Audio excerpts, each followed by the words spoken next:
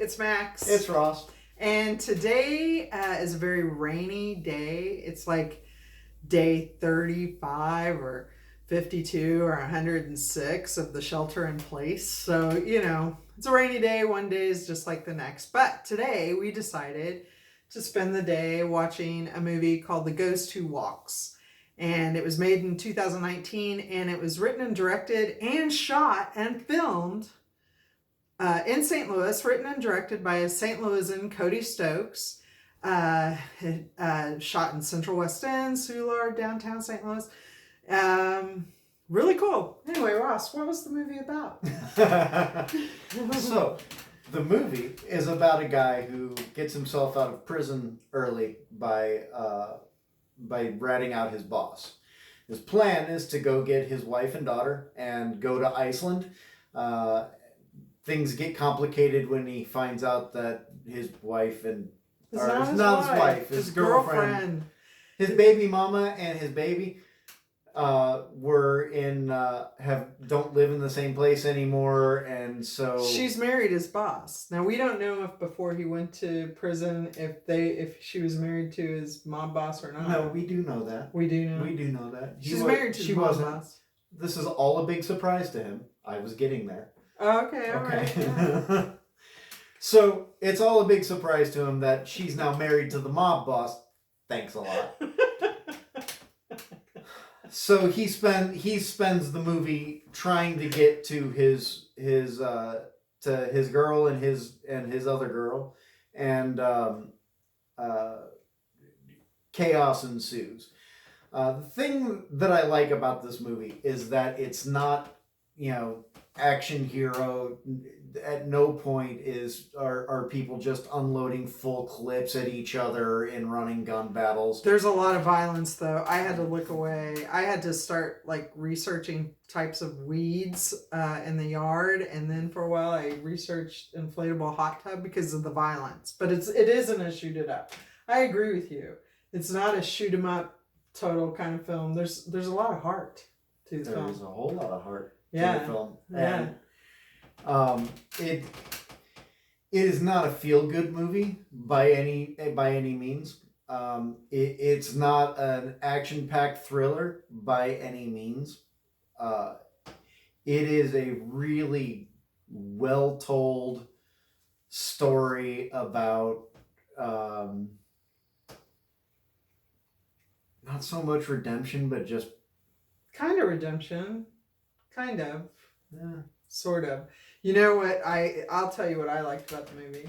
That makes it sound more grandiose, though, saying that it's about it's about wanting redemption. Yeah, I think so. More than anything. Yeah. Well, let me tell you what I like about the movie. I don't like Christmas. I hate Christmas. The movie is set during Christmas, so it's Christmas in St. Louis. There's even a comedic sidekick who is this. Let's see. I wrote Stitches. it. His name is Stitches. He's a Santa suit wearing Scarface sidekick, and and so since I don't like Christmas and Santa is basically this scarred up, kind of low rent criminal, I liked it. There was all sorts of irony about it being Christmas, and this man is looking for his daughter. He wants to be a father to his daughter, but then there's the whole criminal stuff, the crime boss and the beautiful princess and the tower. Oh yeah, and the hookers. The hookers are great. I love the hookers. There was a prostitute with a heart of gold. Yeah. Every crime movie worth its weight in salt needs a prostitute with a heart of gold. Oh yeah. And you know what? It was set in contemporary times, but it really felt like the 1970s. Well, that's because he's driving around in an old beat up Cadillac for the whole movie. Yeah, and the main character Nolan, he has this old 70s leather jacket thing happening, and I have actually cruised around those same streets in probably 8 different versions of that exact same car. Oh, that's so funny. So funny. And none of them ran any better than that one.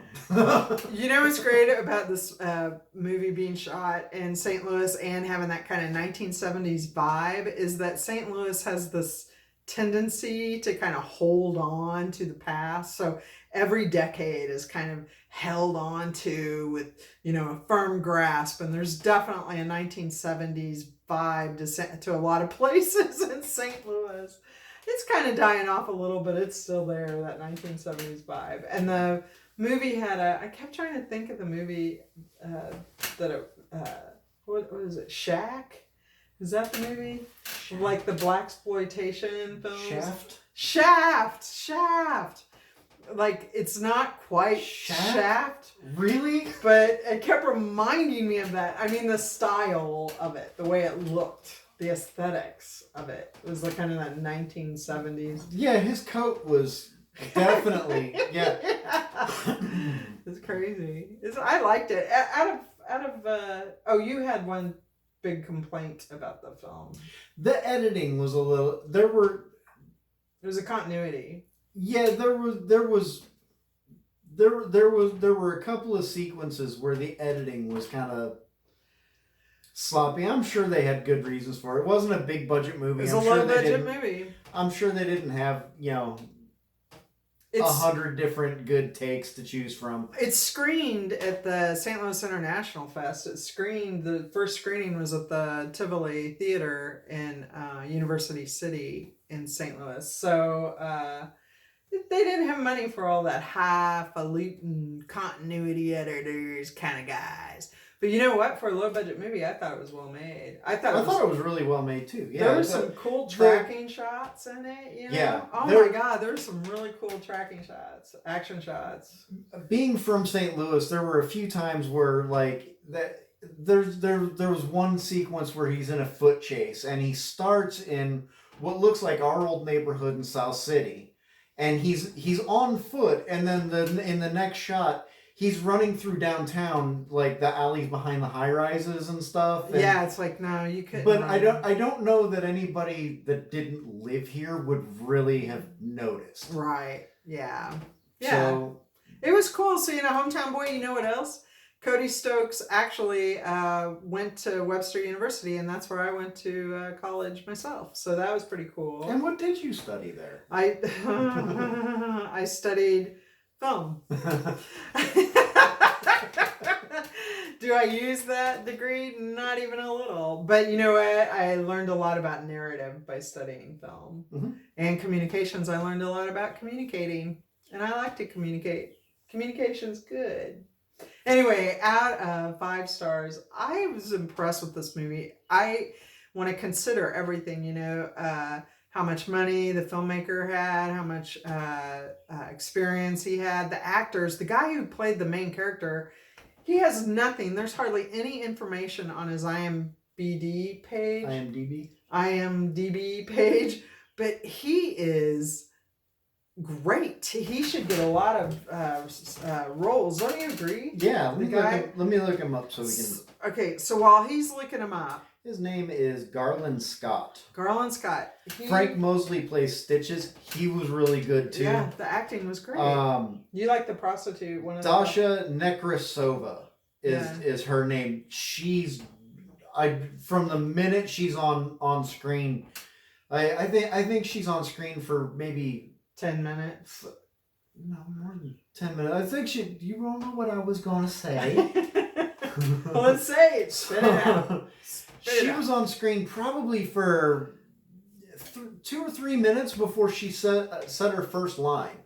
And before she said her first line, I was already really into the character. She's just all in her face, like she's reacting to things around her. Oh, it was great. Yeah. And was stealing the scene without even meaning to.